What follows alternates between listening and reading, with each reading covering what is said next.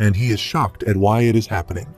They are already right in front of him and are so fast, as if they have used the Way of the Wind skill. Soon, he realizes they are really using the Way of the Wind, and he is about to attack when Young-hyuk appears and asks him to move away. He uses his sword and breaks the Way of the Wind's pattern.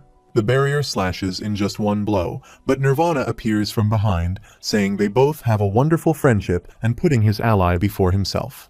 Young-hyuk worriedly asks Dokja to step back, but Nirvana appears from behind and says his friend will die. A notification there says Nirvana Mobius has used the Stigma Eternal Nightmare level 8. He grabs Young-hyuk by the head, and Dokja is worried about the skill and thinks it's like the skill that the boss of the theater dungeon simulation used. But this is now happening at an even higher level, while Young-hyuk tries to ask him to run away. Dokja knows that the target of this skill ends up living eternally in prison, made up of their most traumatic memory. Young-hyuk will have an eternal nightmare while Nirvana comes to Dokja and says he will see him off to the netherworld himself. Dokja thinks even reincarnations must be under the effects of probability, but their power level is much too high. He observes that Nirvana seems physically weak and thinks he has invested everything into speed and psychic skills instead of physical skills. However, he wonders how he sets his skill level just right unless someone tips him off. Nirvana is about to rush and attack him when Jiwoo appears and throws an attack on him. She tells Dokja there is no hope for Soul if they get him. Nirvana calls her the King of Beauty and says she got away so quickly last time, which means she must have seen the error of her ways. However, seeing how she is fighting back and knowing well that she could end up dead must mean she has been somewhat enlightened. She asks Dokja to run away from there, but Nirvana reaches her in no time and uses his skill, Thought Infection, level 9. He makes her fall away and says he loves beautiful creatures so he won't kill her. Her people rush toward him to attack while he exclaims that the world is hell and the only place for them to live in is the present. He uses a skill that violently amplifies the target's desires to make them obsess about the present. He asks her if she wants to visit a luxury spa when her companions are dying and asks her to accept her desires. In the meantime, Dokja's bookmark update has been completed, and its efficiency has increased by 20% due to the update. He activates his personal skill, the Way of the Wind, and a large wave of wind appears there and attacks them. But Nirvana stays unharmed by the skill when Dokja reaches him with his blade and tries to attack him. He reacts on time and dodges his attack, but Dokja tries to attack him again. Suddenly, he uses his wind barrier and there is a huge explosion. Everyone is shocked at the pressure, while Nirvana asks how to use the skill, the Way of the Wind, and says he must be the person Neutral mentioned. Dokja smiles and says he is very famous, but his smile angers Nirvana, and he rushes toward him at full speed to attack. He touches Dokja's head and uses his skill, Thought Infection, level 9. He laughs and asks him to live in the present and come to terms with his desires. But he is shocked that Dokja stays unaffected by his skill and says people are not prisoners of their desires, but they actually fight against them.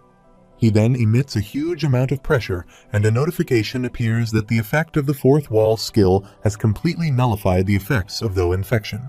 Nirvana then shockingly asks him what trick he has used, and he replies that it's just the power of the story. He asks him to remember his lines and how strong or how weak the story decides someone. Dokja says it's his fault that he didn't invest any points into melee skills this time, and it serves him right for only going after Young-hyuk's weakness. Nirvana is surprised and says he knows his name, Dokja Kim, while he asks him if they are introducing themselves. He says he finally feels like talking. He gets up from the ground and says a few things. Nebulae warned him to watch out for Dokaj Kim, and he didn't expect that he would run into him now. Dokja thinks he regained his calm quickly, which he expected from a reincarnator. He thinks about Nebulae and is sure he must have caught their attention. Nirvana asks him how he obtained such a powerful barrier, and Anna Croft is the only person impervious to his thought infection. Dokja is shocked after hearing her name and thinks she must have gotten to the reincarnation already. He thinks she would even go as far as to sell her soul to save the world. Nirvana asks him if he knows the Prophet, and the Constellation, demonic judge of fire, shows interest in his conversation.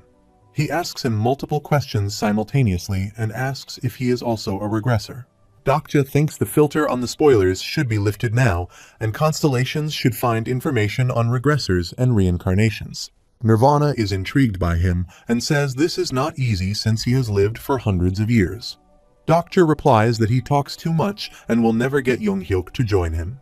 Nirvana laughs and says he will gladly accept him into his church instead, and Dokja says he would have accepted that offer even a moment ago, but he is afraid he has to refuse now. He is notified that a constellation has recited Buddhist scriptures in penance and is curious about what he means. Dokja says it's because one of his supporters hates his supporting constellation's guts, and the constellation, prisoner of the golden headband, is expressing hostility towards Nirvana Mobis supporting constellation. Nirvana asks him why the Monkey King is following him around, and he has made him even more curious to join him and Younghyuk. Dokja again refuses, and he asks him if he isn't curious to know the world's secrets, and if he can even help him survive after this world has ended, regardless of whether he has failed the scenario. Dokja thinks it's quite an attractive offer, and Nirvana says he will allow him to become one with him. Dokja thinks he would definitely accept his offer if he weren't a reader. In the meantime, Nirvana has called many souls, and Dokja finds out that those are the faces of the people who have become one with Nirvana.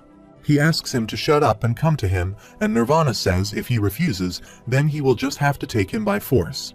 Dokja is against reincarnation since they have lived many lives repeatedly and should have a far superior sense of combat than he does.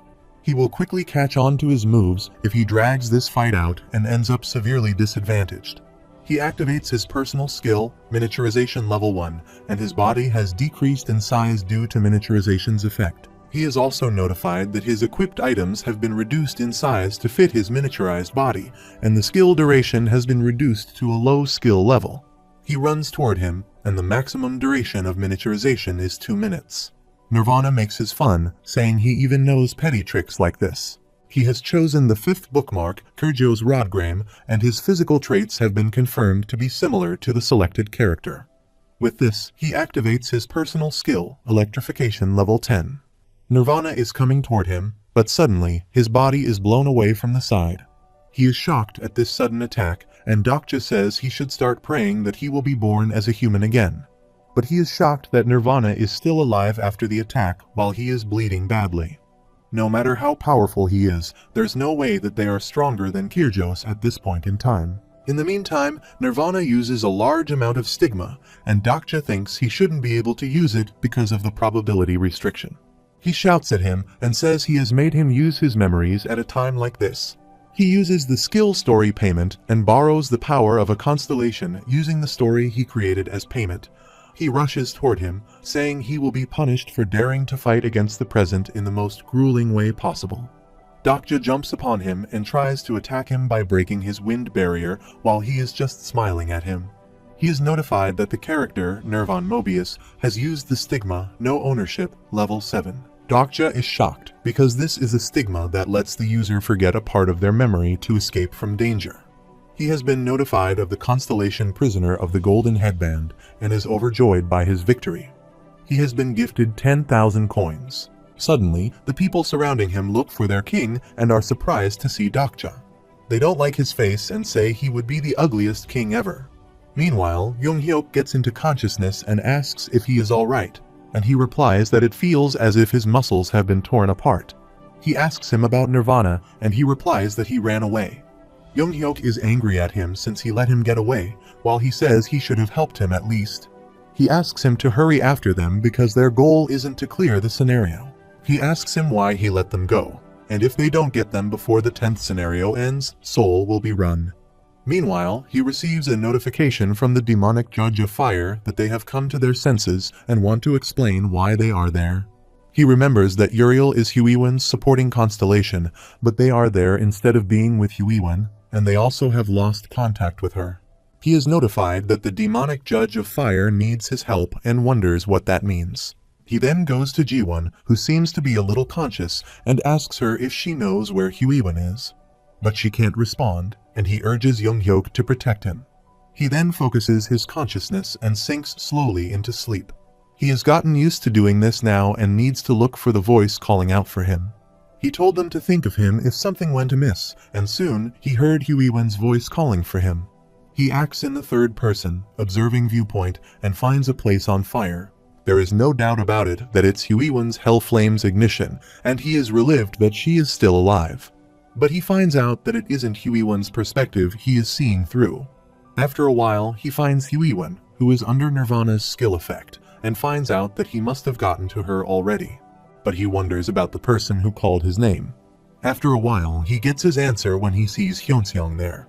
The whole place is on fire, and Hyunseong reaches there looking for Huiwen. Dokja looks around and thinks they are not in a location where he can help them.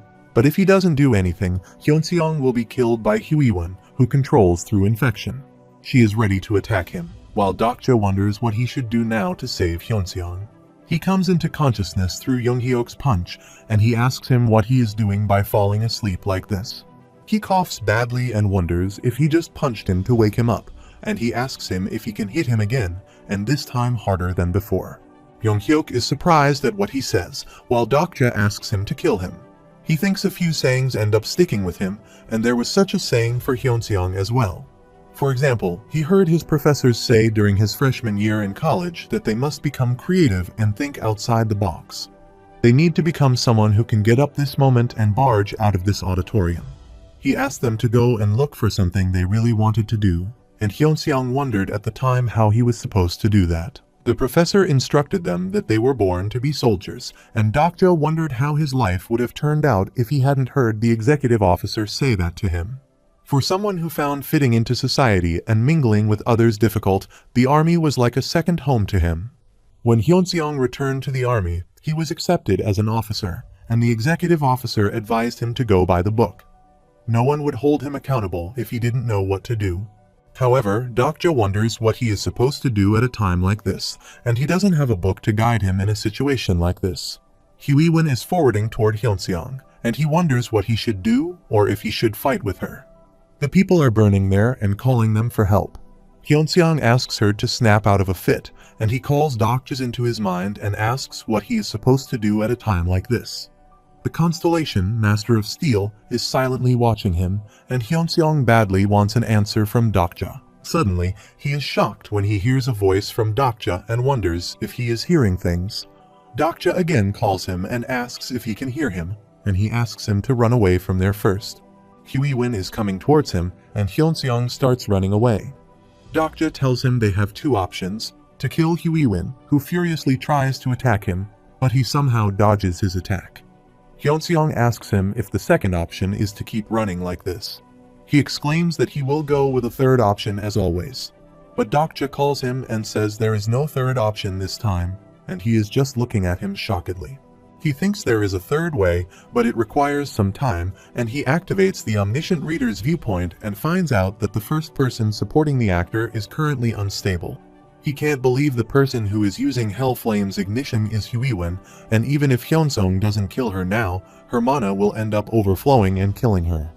This is exactly what Nirvana has planned, and Hyunseong shouts at him and asks why he always has to be like that. He asks him how he can ask him to kill Huiwen, and Dokja thinks he didn't realize just how strong she was when she was an ally, but he can see for sure now that she is standing on the other side.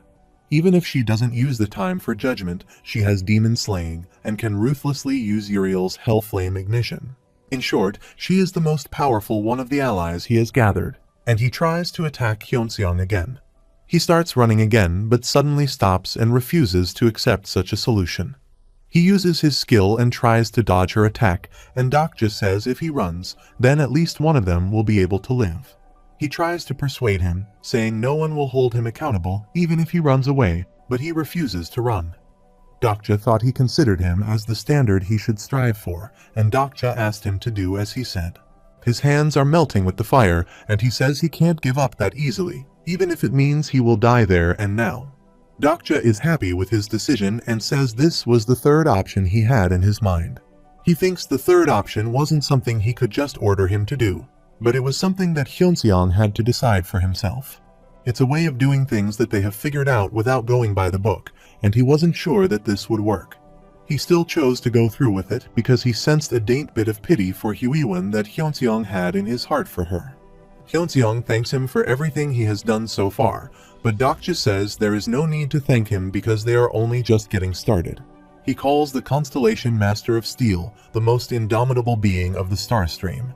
He is notified that the Master of Steel is heeding his call, and Dokja thinks it is time he should answer him. He asks the Constellation to give his incarnation a chance, but the Master of Steel remains silent. Dokja says he fears taking on the aftermath of probability, but he asks how long he will walk on eggshells around the other nebulae. He asks him if he is going just to keep watching until the scenario reaches an apocalypse, and he receives a reply that it's not the time to react for him. The Constellation believes that Hyunseong won't be able to handle his story, and Dokja thinks he will bear it with him. The Constellation, Master of Steel, is looking at him. He nods, and Dokja is notified that Hyunseong is preparing to evolve his attributes, and a story is required for an attribute evolution. Moreover, the Constellation has granted putting his story to the test, and the story, Proof of Steel, has begun.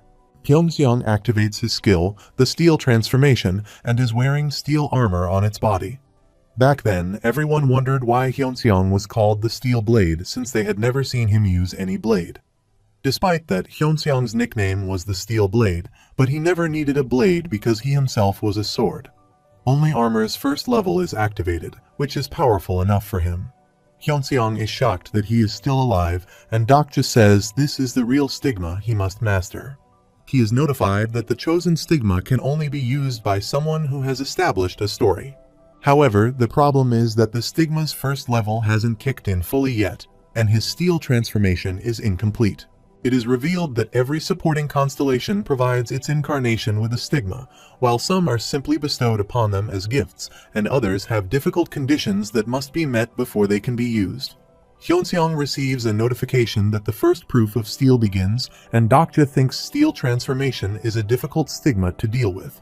Its first condition is that true steel is born only after tens of thousands of quenches.